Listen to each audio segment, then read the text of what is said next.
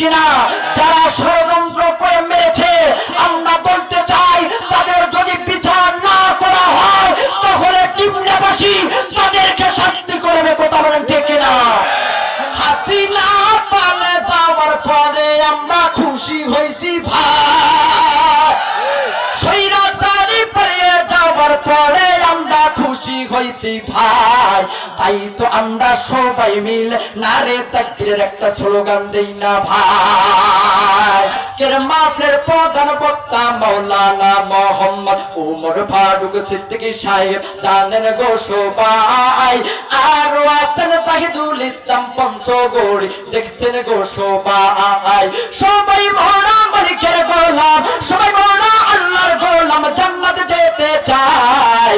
কারা কারা জান্নাতে যাইবেন হাতের লারা দেন সবাই, হাত লারা দেন সবাই, হাত লারা দেন সবাই। দিন ইসলামের পথে চলবো আল্লাহু আকবার আস্তে করে বলেন গো সবাই। হাসিনা পালে যাওয়ার পরে আমরা খুশি হয়েছি ভাই, স্বৈরাচারী পালিয়ে যাওয়ার পরে আমরা খুশি হয়েছি ভাই। তাই তো আমরা সবাই মিলে নারে তাকবীরের একটা স্লোগান দেই না ভাই। নারে তাকবীর। আল্লামা সাইদি রহমাতুল্লাহি আলাইহি যারা মেরেছে আমরা বলি তাদের বিচার করতে হবে। কথা বলেন ঠিক কিনা? কথা বলেন ঠিক কিনা? যারা ষড়যন্ত্র করে মেরেছে আমরা বলতে চাই তাদের যদি বিচার না করা হয় তাহলে টিমনাবাসী তাদেরকে শাস্তি করবে। কথা বলেন ঠিক কিনা?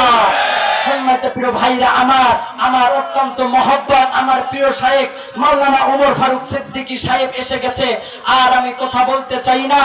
ইনশাআল্লাহ যদি আল্লাহ তাআলা তৌফিক দান করে আবারও দেখা হবে কোরআনের মঞ্চে। আপনারা অবশ্যই ইউটিউবে শুধু আমার নামটা সার্চ দিলে অনেক ওয়াজ পেয়ে যাবেন, আর কথা বলা ঠিক হবে না। আপনাদের কাছে দোয়া চাই আল্লাহ তাআলা যেন আমাকে সারা পৃথিবীময় দিনের দায়ী হিসাবে কবুল করে। সকলে বলি আল্লাহুম্মা আমিন।